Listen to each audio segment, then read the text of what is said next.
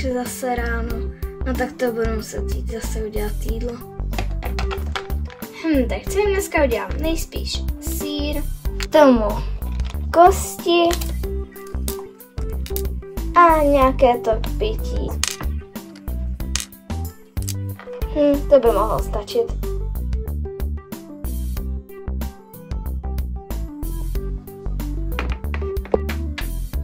Jak to, že si dávno nezbudila Isis? Ale... Hrůza toto. No tak Isis, vstávej. Co mě budíš, jim ještě 5 minut. Matka řekla, že už musíš jít na snídani. Dobrý, neřvi na mě, já bych se ráda vyspala. Fakt otravná tupka toto. No tak to si vezmu na sebe, moc tady toho nemám. Dobré ráno, mami.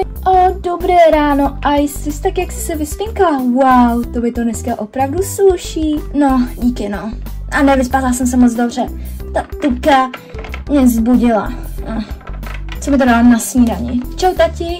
Čau, Isis. Tak si asi dám to jídlo. Tak já už půjdu do školy. Dobře, zlatičko, ale po cestě prosím běž pro tu tupku Izabelu. Měj se hezky, ahoj. Měj se hezky, Isis. Čau, tati. Máš jít do školy, ty tupko. A co asi dělám, ne? Ležíš v posteli. A ty si na mě nedovoluj. Já si na tebe nemám dovolovat. Mám zavolat rodiče? Co pak řekneš, co, když tě zbijou? To pak řekneš ty, když tě zbijou. Mě nezbijou, na mě ani nešáhnou. Se podívej na svý... Mami, tati, ta hňubka mi dala facku. Cože? Jak si to dovoluje? Kde je? Jdeme, já jdu zbít. Ona šla už do školy. Ta jdu do školy. Tak, neboj, zlatičko, to bude dobrý. Pojď se posadit. Víš co, dneska do školy nemusíš. Ta tupka mi zdrhla. No, tak si počkám, až přijde domů.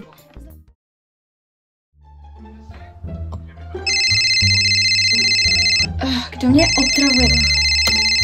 Ahoj. Ahoj, babi. Máš doma rodiče? Jo, mám, proč? Tak to je super. Dáš mi je prosím k telefonu? Mami, volá babička, chce s váma mluvit. No, ahoj, mami. Nazdar, dceruško. Chci se s tebou domluvit, jestli bych nemohla přijet na pár dní k vám. No, nevím. Dobře, doufám, že mi dáte najíst a také postel. Ale počkej. Už se chystám. No, super, takže přijede moje matka k nám na návštěvu. To si ze mě snad děláš srandu, ne? Kéžby. To si za mě děláš srandu, jak to, že může být doma? Vždycky má výhody. No aha, podívejme se, kdo se konečně uráčil přijít domů. Však jsem asi byla ve škole, nebo co bys čekala? Na rozdíl od tam. Už chceš mi zničit můj náhrdelník od babičky? I kdybych měla, tak to udělám. Stejně je to nám nějaká levná. Levná četka jedna. Přesně. Co si dovoluješ mlátit? Isis! Co ti to vůbec popadlo ráno? No, mě nic, na rozdíl od ní. Jo, jasně. Já jsem jí poslala za tebou, jenom tě pošlet do školy. A ty si jí musela uhodit. Co ti udělala? Nic by ti neudělala. Podívej, jak je to zlatíčko. Jasně, zlatíčko. Však ona mě mlátí furt. No, to je jedno, však nikoho nezajímáš. Přesně, mamka má pravdu. Jinak připrav se, dneska nevím kdy, asi večer přijde babička. Vypadni do svýho pokoje, nikoho to nezajímá. Spíš půjdu do parku než do svého pokoje, já už tady s váma ale nebudu. Nemáš zaracha! Konečně volno a taky příroda.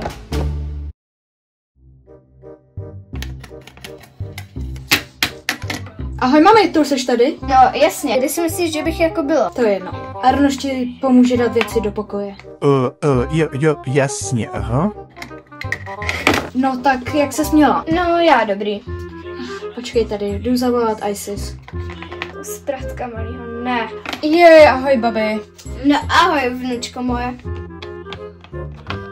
No, koukejme se, kdo se uráčil přijít po celým dnu. Kde jsi byla? Asi v parku, ne? Kde jinde? Jasně, však máš zaracha. Měla jsi být zavřená v pokoji. A pokud vím, tak jsi měla chystat občerstvení tady pro babičku. Aspoň jí pozdrav, ne? Ahoj babi, omlouvám se za ně, ale ty za nic nemůžeš. A proč? Jako za co měla zaracha? Za co měla zaracha? Však mě ráno uhodila. No, tak tohle je fakt blbost. Tak to ne. Asi už se půjdu vyspat. Tak a co s tebou, ha? Jak to, že jsi šla pryč, když jsem ti řekla, že máš zaracha? Ne, neřekla jsi to. Řekla jsem ti to, mám ti to jako příště tady nahrát, nebo co? Je mi to jedno, hlavně na mě už nemluvte. Okamžitě se vrať zpátky! No tak tohle si dovolovat nepůjde, to jí půjdu zbít. Ne, Isis, nech to být. Já si to s ní vyřídím. Běž si odpočinout, potřebuješ to po celé dnu. Hodně si toho nadřela dneska. Tak jo.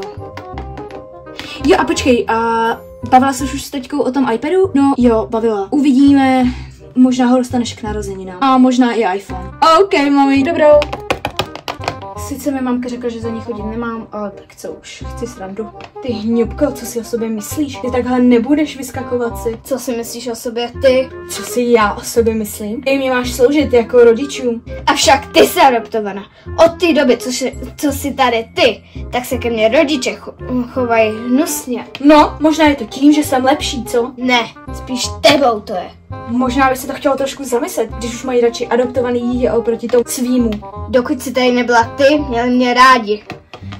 Tohle už nedává. Už nevím, co mám dělat. Jdu za babičkou. Snad ta mi pomůže. Babe, prosím, pomoc mi. Co tak se stalo? Jsou na mě hnusní. Prosím, chci jít s tebou. Dobře, jdeme zdrhnout. Pojď.